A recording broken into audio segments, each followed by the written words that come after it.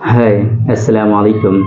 I am Dr. Nizamuddin Qasmi. As you know, I am a sexual disorders and infertility specialist working here at Saira Healthcare and Hijama Center, Barabanki Uttar Pradesh.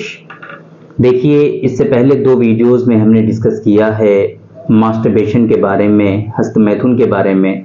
पहली video में हमने discuss किया था कि masturbation, हस्तमैथुन, जलक, मुश्तज़नी ये basically होता क्या है। एक पहली जो वीडियो थी हमारी वो इंट्रोडक्टरी वीडियो थी। दूसरी वीडियो में हमने डिस्कस किया था कि जो मास्टरबेशन और जलक, हस्तमैथुन करते हैं तो उसकी वजह से उनकी बॉडी पे क्या क्या नुकसान आते हैं, बैड इफेक्ट्स और साइड इफेक्ट उसके क्या क्या होते हैं। आज ये वीडियो जो है हमारी, ये तीसरी वीडियो है और आखिरी वीडियो है मास्टरबेशन के बारे में। आज की इस वीडियो में हम बात करने वाले हैं कि मास्टरबेशन जो लोग करते हैं, मुश्तज़नी, हस्तमैथुन जो लोग बहुत ज़्यादा करते हैं, तो उन लोगों में उनके जो वाइटल ऑर्गन्स हैं, जो आज़ाए रईसा हैं, मेन जो बॉडी के पार्ट्स हैं, वो किन किन पार्ट्स पे बैड इफेक्ट आता है और वो किस तरीके से आता है ना, क्या नुकसानात आपकी बॉडी में होते हैं ज़्यादा मास्टरबेशन करने की वजह से। ये सारी चीज़ें आज के इस वीडियो में हम कवर करने की कोशिश करेंगे। तो चलिए शुरू करते हैं। सबसे पहले हम बात करते हैं, हमारा जो सबसे इंपॉर्टेंट ऑर्गन है हमारी बॉडी का वो है ब्रेन, हमारा दिमाग, है ना। सबसे इंपॉर्टेंट चीज यही है। तो मास्टरबेशन जो लोग करते हैं उन लोगों में क्या होता है कि यही नहीं कि सिर्फ और सिर्फ क्या होता है कि दूसरे परेशानियां जो होती हैं, जो कमजोरियां होती हैं, वो तो होता ही होता है, साथ में हमारा जो दिमाग है वो भी कमजोर होता है।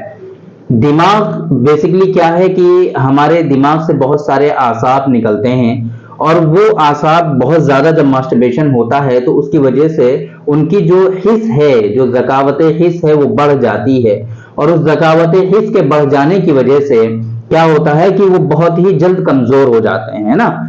जब वो कमजोर हो जाते हैं तो जाहिर सी बात है जो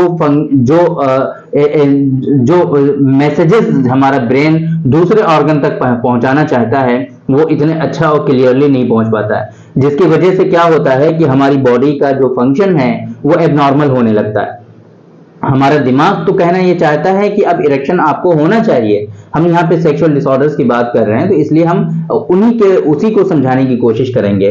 तो इरेक्शन होना चाहिए, आप अपने पार्टनर के साथ हैं, लेटे हुए हैं, इस मूड में है कि सेक्सुअल क्वाइटस हो, इरेक्शन आए, दिमाग जो है आपका मैसेजेस भी पहुंचा रहा है कि इरेक्शन हो, लेकिन क्या है कि वो जो इतने ज्यादा वीक और कमजोर हो जाते हैं आपके बट्टे, तो प्रॉपर वे में वो फंक्शन नहीं पहुंच पाता है, जिसकी वजह से क्या होता है, ऐसे लोगों में इतनी ज्यादा परेशानी होती है कि इरेक्शन होना ही बंद हो जाता है। जिन लोगों में दिमाग कमजोर हो जाता है, जिन लोगों में ज़ौफ़े दिमाग, जो ब्रेन है वो वीक हो जाता है, तो उन लोगों में इरेक्शन का प्रॉब्लम बहुत ज्यादा होता है ना। समझ लीजिए कि हेडेक होने लगता है, सर दर्द का इशू रहता है उन लोगों में, थोड़ा चलेंगे फिरेंगे, अचानक से उठेंगे तो फौरन उनके आंखों के सामने अंधेरा छा जाता है, ऐसी कंडीशन हो जाती है। और सबसे बड़ी परेशानी एक ये भी होती है कि जब उनको इजैकुलेशन होता है, सीमन खारिज होता है, मनी खारिज होती है, तो उस वक्त उनको बिल्कुल भी लज्जत महसूस नहीं होती है, बिल्कुल भी उनको मजा नहीं आता है। ये सबसे बड़ा प्रॉब्लम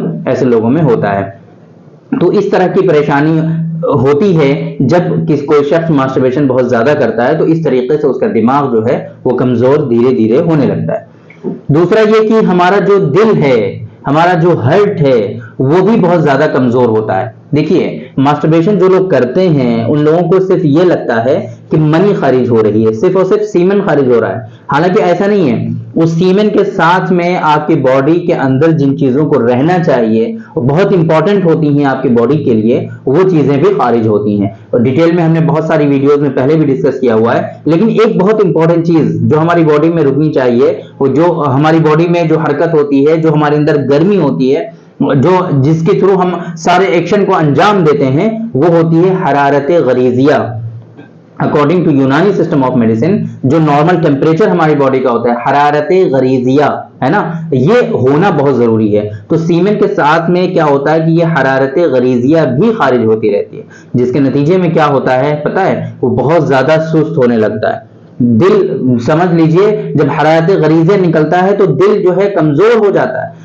आपका दिल ही कमजोर नहीं होता, बहुत सारी चीजें और भी साथ में कमजोर होती हैं। फिर क्या होता है, दिल बहुत तेजी के साथ धड़केगा, पाल्पिटेशन, खफकान जिसे कहते हैं ना, ये इस तरह की कंडीशन जो है उनमें उन लोगों में होती है। जब उसको ये एहसास होता है कि हाँ मास्टरबेशन बहुत ज्यादा कर लिया है, उसकी वजह से हमें ये परेशानी लाहिक हो गई है, तब अब वो क्या होता है, वो गम में मुब्तला हो जाता है। जब वो गम में मुब्तला हो जाता है तो उसकी वजह से उसको और भी ज्यादा परेशानी होती है, फिर उसका दिल और भी ज्यादा वीक और कमजोर होने लगता है। अब क्या होगा, जाहिर सी बात है, दिल कमजोर और वीक हो गया। दिल का मेजर जो वर्क है वो क्या करता है, हार्ट, हमारा जो हार्ट है वो दौरान खून को कंट्रोल करता है। यहीं से जो जब ये समझ लीजिए इसकी जो बीट होती है, हार्ट बीट होती है, इसी के थ्रू तो ब्लड हमारा इन होता है, आउट होता है हमारी बॉडी में, इसी के थ्रू तो ब्लड जाता है, सर्कुलेशन इसी के थ्रू होता है। तो अब जब दिल हमारा कमजोर हो जाएगा तो आपका दौरान खून कम हो जाएगा, ब्लड सर्कुलेशन कम हो जाएगा, और प्रॉपर वे में हमारे ऑर्गन्स में ब्लड का सर्कुलेशन कम हो जाएगा और ब्लड कम पहुंचेगा। अब जाहिर सी बात है, आप लोगों को कई मरतबा हमने बताया हुआ है कि इरेक्शन का पूरा जो मैकेनिज्म है वो ब्लड के थ्रू ही है।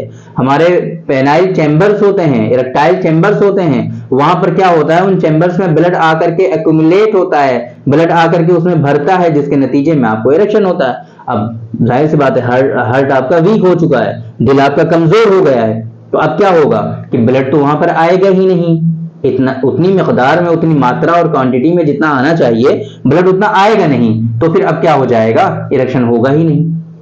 इसी वजह से यूनानी सिस्टम ऑफ मेडिसिन में ये कॉन्सेप्ट है कि हमारे आज़ाए रईसा के कमजोर और वीक होने की वजह से जो है इरेक्शन का प्रॉब्लम होता है, इरेक्टाइल डिसफंक्शन होता है।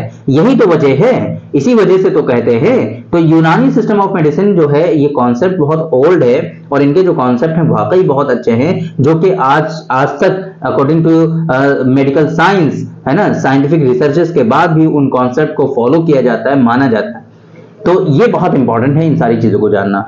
तीसरी चीज जो हमारी बॉडी पे का जो बहुत इंपॉर्टेंट ऑर्गन है वो है लिवर, जिसे हम लोग जिगर कहते हैं। जिगर भी कमजोर हो जाता है, क्योंकि मनी जब ज्यादा खारिज होती है ना, मनी जब ज्यादा खारिज होती है तो उसकी वजह से क्या होता है, खून की कमी हो जाती है, समझ लीजिए, है ना।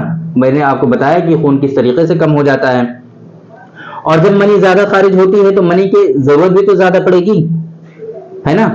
तो अब क्या होगा, मनी बनती कैसे है, आप लोगों को पता है कि हमारे ब्लड से ही मनी का प्रोडक्शन होता है, हमारे ब्लड से मनी का प्रोडक्शन होता है। तो अब जिगर को, हमारे लिवर को ज्यादा काम करना पड़ेगा, किस लिए, ताकि ब्लड को ज्यादा से ज्यादा प्रोड्यूस किया जा सके, खून को ज्यादा से ज्यादा बनाया जा सके।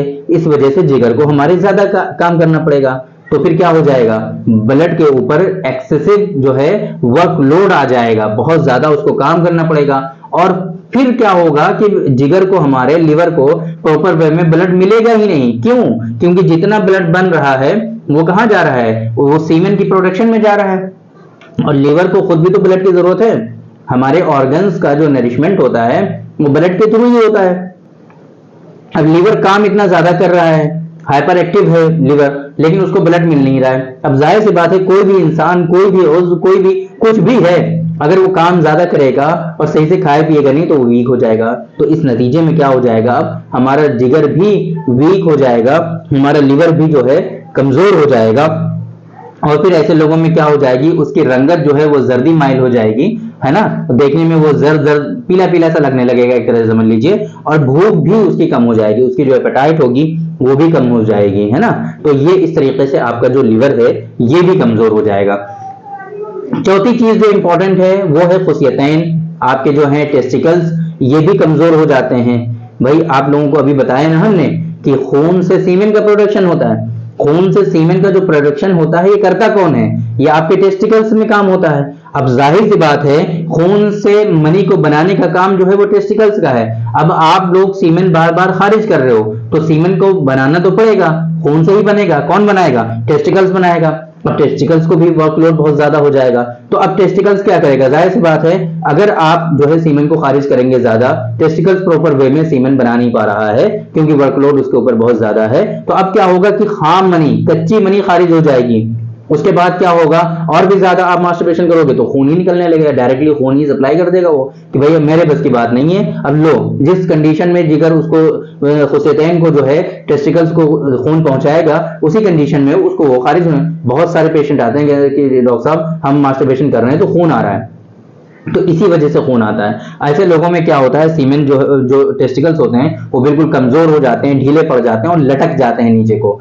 है ना, और फिर उनमें दर्द भी होने लगता है, कमजोरी हो जाती है, बहुत ज्यादा दर्द भी महसूस होता है। ये सारी कंडीशन, ये सारे जो ऑर्गन्स हैं इनमें इस तरह से वीकनेस आती है, इस तरह से कमजोरी आती है। यही नहीं कि आपका दिमाग, दिल, जिगर और जो टेस्टिकल्स हैं यही कमजोर होते हैं, इसके अलावा आपका जो मैदा है ना, आपके गुर्दे हैं, आपका मसाना है, ये सारी चीजें, और स्पेशली आपका जो यूरेथ्रा है उसमें बहुत मतलब स्ट्रक्चर आ जाता है इसकी वजह से, जिसकी वजह से फिर पेशाब भी नहीं होता है और बहुत लाइफ लॉन्ग बहुत सारे लोगों में कैथेटर डालना पड़ता है। तो इस तरह की कंडीशन आती हैं और बहुत मर्तबा तो ऐसा होता है कि मास्टरबेशन करते करते बहुत सारे लोगों की जान तक चली जाती है। तो मास्टरबेशन जो है वाकई ये कोई मामूली चीज नहीं है, ये बहुत बड़ी बुराई है। और सबसे बड़ी चीज हम लोगों के लिए तो यही है कि रसूलुल्लाह सल्लल्लाहु अलैहि वसल्लम का जो फरमान हमने आपको पहली वाली वीडियो में बताया था कि उसमें जो है हमेशा अल्लाह की लानत उस पर बरसती रहती है, वो शख्स मलऊन होता है और अल्लाह की लानत उस पर हमेशा बरसती रहती है ना, अल्लाह की लानत में वो रहता है। यही सबसे बड़ी बात है।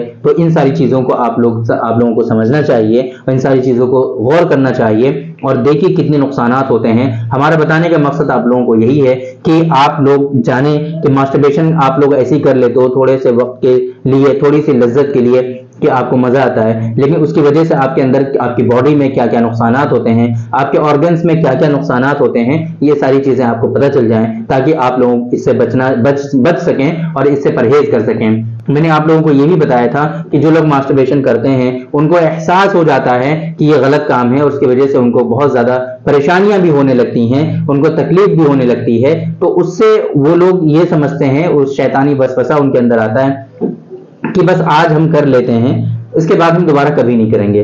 और यही करते करते एक जमाना गुजर जाता है, डेली बेसिस पे वो लोग यही सोचते हैं कि बस आज आखिरी मरतबा हम कर लेते हैं, फिर नहीं करेंगे। अगर आपको मास्टरबेशन छोड़ना है तो फिर आपको आज ही से छोड़ना पड़ेगा, कल के लिए इसको आप टाल नहीं सकते। आज ही से छोड़िए और बिल्कुल इसको हमेशा के लिए छोड़ दीजिए। कई एक साहब ने कमेंट भी किया था कि वो 25 साल से यही सोच रहे हैं कि आज छोड़ देंगे, लेकिन उनसे छूट नहीं रहा है। इसके लिए कुछ तरकीबें होती हैं कि मास्टरबेशन को आप कैसे छोड़ सकते हैं, मास्टरबेशन से कैसे अपने आप को बचा सकते हैं। उन तरकीबों को फॉलो करके आसानी से इस बुराई से अपने आप को बचा सकते हैं। तो आज की इस वीडियो में हमने डिस्कस किया कि मास्टरबेशन करने से आपके कौन कौन से ऑर्गन्स पर बैड इफेक्ट आता है, आपके कौन कौन से ऑर्गन्स जो हैं कमजोर और वीक हो जाते हैं। उम्मीद करते हैं कि आप लोगों को आज की इस वीडियो से जरूर कुछ न कुछ सीखने को मिला होगा, आप लोगों को आज की इस वीडियो से जरूर कुछ न कुछ फायदा हुआ होगा। तो थैंक यू वेरी मच, बहुत बहुत शुक्रिया आपका। आज की इस वीडियो में इतना ही, इंशाअल्लाह कल फिर मुलाकात होगी आपसे एक दूसरी वीडियो में। हम डिस्कस करेंगे आपसे एक दूसरे टॉपिक पर। तब तक के लिए आप हमें इजाजत दीजिए। अस्सलाम वालेकुम।